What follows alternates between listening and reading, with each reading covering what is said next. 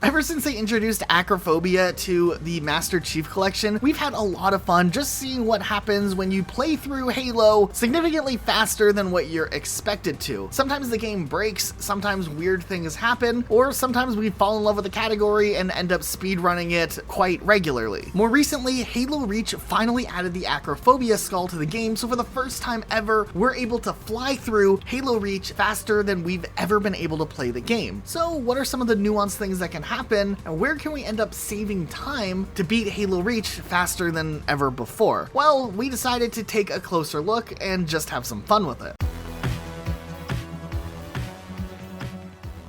Starting things off on Winter Contingency, this level was interesting. We kind of just flew right through things. Now, we vaguely remembered a trick from way back that you could hijack a Falcon if you used a plasma pistol, and we ended up doing that, but I think we did it to the wrong Falcon. We would have to go and test it later on, but the main idea was we get a Falcon shot down with a plasma pistol, cause it to roll over so the driver exits the vehicle, and then from there we could jump in the Falcon, and then when one of the spirits flies by, you can wedge the wings into the middle of the spirit and it will fly you out of the barrier, breaking you right through, and then in which from there you can fly straight to the end area of the level, which is what we did. We did a little firefight, we held out. After the doors closed, we just flew straight to the end, making this level pretty easy to get through. Sword Base was up next, and for this we kind of thought we would just fly straight through the level as quickly as possible, but as it turns out, if you go too quickly through this opening part, you can't actually go to the next area, and oddly enough, the door hadn't spawned in, so we just see the void instead. We cleared some of the enemies behind us and then backtracked to make sure we hit a loading zone, which then caused the door to open. And the next part, you can either go right or left. We ended up going right around, just hitting everything really quickly that we have to hit, the buttons on these walls. And then pretty much before too long, we were just back here. There is a chance if you do things too quickly, you can soft lock the game with these hunters somehow, but we didn't actually end up soft locking our game, so we don't know what we did right, but we definitely didn't do something wrong. And then from there, we did an elevator ride, flew straight up to the top, and then just took out some of the banshees, and that was pretty much it for this level. The only thing that's worth noting is that some of the indoor sections we have to be careful that we don't fly and crash into things to die, but we could optimize some speed here for sure. Nightfall was next for us to route out, and we started things off just flying straight through. This level in general is one of the shortest levels in Halo Reach, and as long as we weren't crashing into trees and making sure we actually knew which way we were going, this one was pretty easy to learn overall. We did run into an interesting issue when you get to the gate that you normally can clip through with a forklift. If you have enough speed, you can fly right over it. However, for whatever reason, every time I was flying over the gate because I had enough speed and was doing the trick correctly, it would teleport me back on the other side where everyone else was. Though on my second attempt through, it hit some sort of trigger which just caused the gate to open up, so we didn't have to do any tricks to get past it, but it was kind of weird. But after that, it was a straight flight to the end, and this level was already wrapped up. Next was Tip of the Spear, and this one did have a little bit of learning that we had to do. Firstly, when you're in the big area at the beginning, you don't have to do too much. You don't even have to take out that AA gun. Instead, you can actually fly right across the bridge, and despite the fact that it says return back to the battlefield or whatever, if you fly at a high enough angle, you can fly right through this. From there, we wrap around the mountain, and we see this big building. We know that we can actually fly right over this building, though we wanted to make sure we hit this certain load here just to make sure it doesn't mess up the rest of the level. There's this giant barrier here just blocking us from moving forward, and we don't really know what was the cause of this barrier not despawning, but what we found out was that if we kind of take a little route around the side and cut down, you can bypass this barrier altogether. And then in the next area, one of us would take out the AA gun, triggering a phantom to fly in, and I would fly over and grab a drop shield, which then you stand on top of the phantom. You can use the drop shield repeatedly to break through the barrier, keeping you within the map. There's also some death barriers up ahead that you can completely bypass, and I was able to respawn everybody out of bounds. From here, we were completely lost. We didn't actually know the route or have anything really routed out to figure out which direction we were supposed to go in. So we ended up flying around a bit, dying a lot, and getting lost out of bounds, trying to figure out what would cause the rest of the level to load in. Eventually, though, I did find the load trigger, which caused the second part of this level to finally load in. And from there, we were able just to fly right into the bubble, which will bypass the entire Falcon on-rail shooting section of the level, which could be a really big time save when we do run this. We made it to the tower, and no one was here. Yeah, we were trying to figure figure out how to beat the level and there's just no one here. I figured that maybe if I went back to the beginning where you crash the Falcon normally, it might trigger something, and when I did, it triggered a voice line, so Dim and Luke, who were already in the tower, just saw all the enemies spawning at once, and once you kill the enemies, you can trigger the end of this level, and I think we'll really be able to cruise through this one. Long Night of Solace. This one ended up being really interesting. Right away at the beach, we kind of flew straight to where we had to go, but you do have to go and make sure you kill some of these enemies before this door opens up. Once you get inside, you have to clear some more enemies for the doors to open, but we learned something the hard way. If you jump into the saber when that opens up while the screen is shaking because of all the explosions, the screen will continue to shake throughout the next part of the level. We had to do the entire space part of the level with our screens violently shaking. We were gonna just restart, but we thought it was funnier this way, but it was kind of funny. Once we got inside, our screens continued to shake through this whole first part, and finally our screens did eventually stop shaking when we got towards the end section of the level and we hit a button, then everything stopped shaking. From there, we just kind of had this trippy experience trying to navigate through this level with the screen shaking as violently as it was. When it comes to Exodus, I really wanted to find some crazy shortcut that could save time, but despite my efforts flying out of bounds and just flying around fighting stuff along the way, I didn't really find any really good routes that could help save time. For the most part, you have to kind of fly through, kill enemies, because that does speed up or slow down the amount of time before the next type of events happen and enemies drop in, progressing you through the level. So early on, you can fly through things, but you don't get as much freedom just flying around and going whatever way you want to go. After the elevator ride and you get up to the next level and the next part of the level loads in, you do get a little bit more freedom being able to fly ahead, obviously where the jetpack part is. You would think you'd be able just to fly straight up and just bypass this whole part of the level, but as it turns out, there's an invisible barrier there, so you have to go into the building and then fly up through the inside of the building before that barrier will despawn, letting you fly anywhere. So once we did that, we were able to fly straight around to where the helipad is and then make our way back in, which helped speed this whole process up. Then the Falcons come to pick us up and we were able to fly towards the end of the level. The end of the level is really easy. There's just 3 switches we have to flick to trigger the end of the level. So I just flew and hit the 2 outside, and Luke waited by the last one and hit that after I hit the 2, and boom, this level was cleared as well. Oh geez,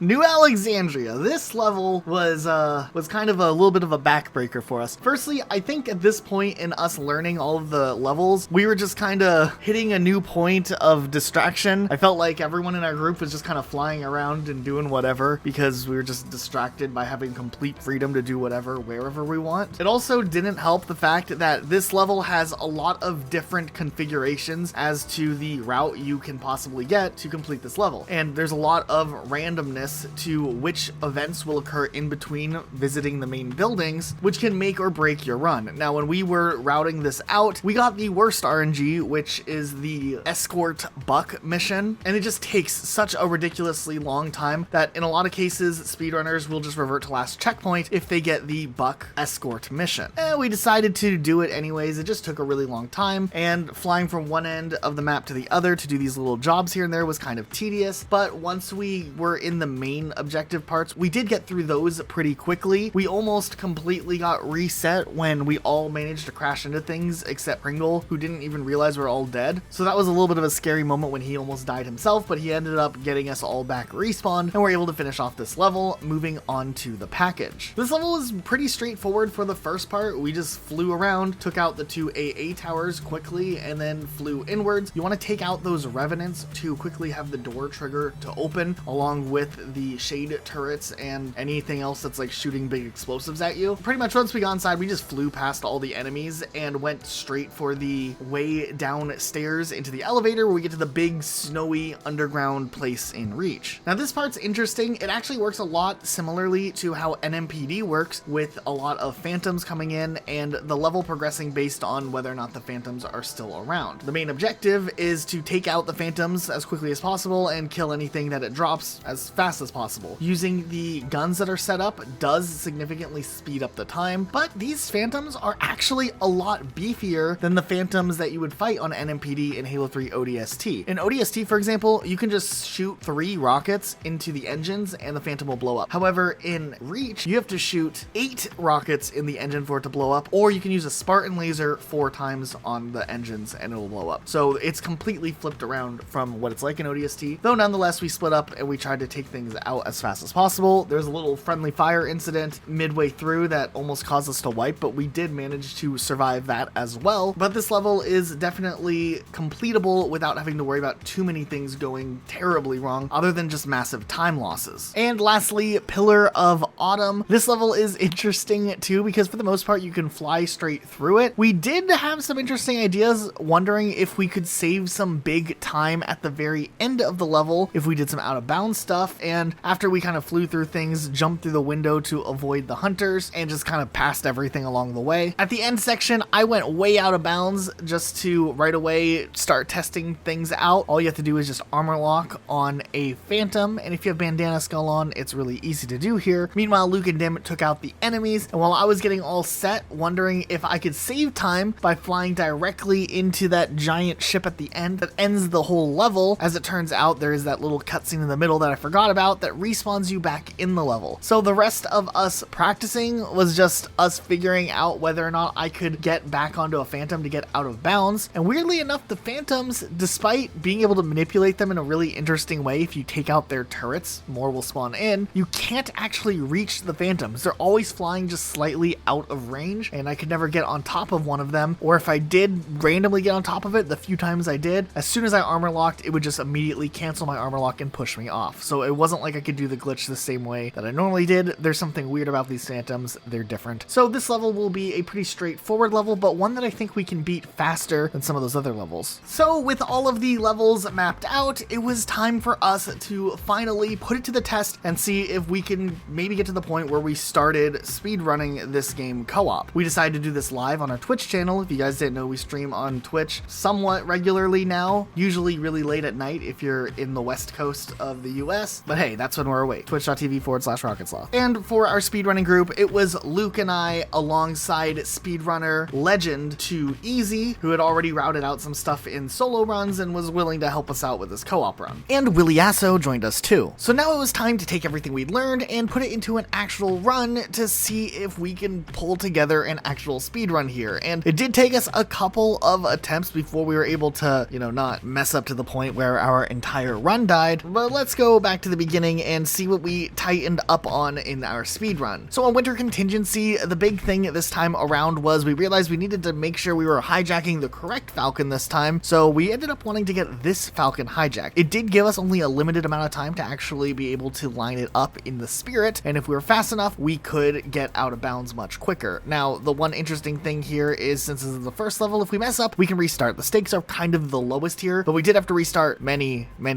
times before we actually could get a run past this level. After we got out of bounds, we would go and take out a wave of enemies. We would kill the enemies in the area while the Falcon was shooting from above, and then we would leave, despawn Cat by flying away and flying back in, reloading the area, and that would actually speed up the whole process of the door closing even quicker. From there, we just flew through, killed the rest of the enemies, and we were going on to Sword Base. Now, we actually found a really cool time save here that really only works in co-op, but if we all split up, there are 4 buttons essentially you have to hit in order on this level. Whether you go right or left, it doesn't matter, but we had one person go to the right while the other 2 went left, and everybody hit their own switches, and then I was at the main Sword Base entrance where we came through, and I would teleport everybody back after all 3 buttons were pressed, and we would press the 4th button and be able to enter without actually having to make the travel back or around the map as a group. This saved a ton of time. Not too much changed on Nightfall, we just pretty much went fast, and on Tip of the Spear we did change this one up a little bit as well, as 2Easy had been testing out a lot of speedrun theories and had seen other groups speedrunning this specific level and had a cool optimization trick that could help us out quite a bit. What we didn't know is you can fly out of bounds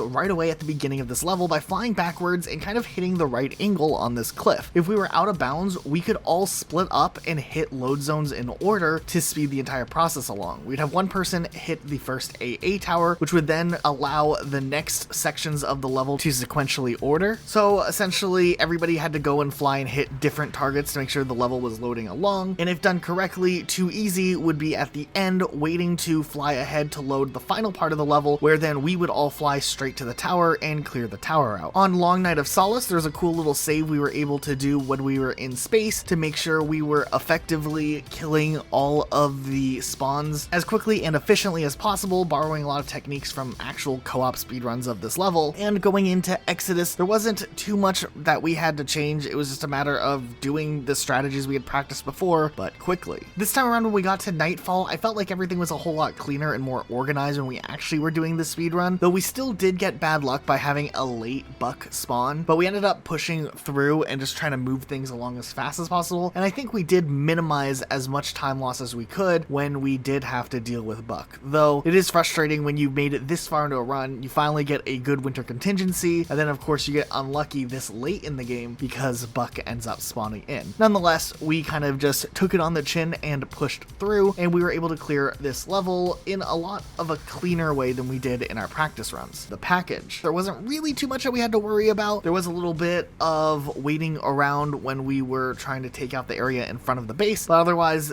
going into the firefight section, we were a little bit more organized, making sure we were focused on kind of teaming up on the phantoms and taking them out quickly. And I think we did a really good job clearing out the phantoms fast along the way. That cleared this firefight a little bit better than our practice runs, and going into the final level, Pillar of Autumn, we just needed one person to kind of lead the way and fly through the main level as fast as possible, which Too Easy had practiced this solo a bunch on his stream. Make sure you guys go check it out. So he just needed us to stock up on some good weaponry to bring to the end of the level. We grabbed some rocket launchers, kind of kept an eye open for any cool other weapons we wanted to use. When we got to the final firefight, it was just a matter of clearing waves as fast as possible. We tried to take out the phantoms early to move the firefight along faster, and once we dropped off Cortana to Keys, it was just a matter of flying straight up to the Mac gun and using that when needed to take out the final trigger. Also, we learned that you can splatter the Mac gun with Acrophobia, so we had to be careful not to accidentally fly into the gun too quickly. We were good on that though. And that was it. As far as speedrunning's concerned, you don't actually have to play Lone Wolf for the world record, though we did load up on it and died in 7 seconds. And we ended up getting an overall time of 46 minutes, 32 seconds, which was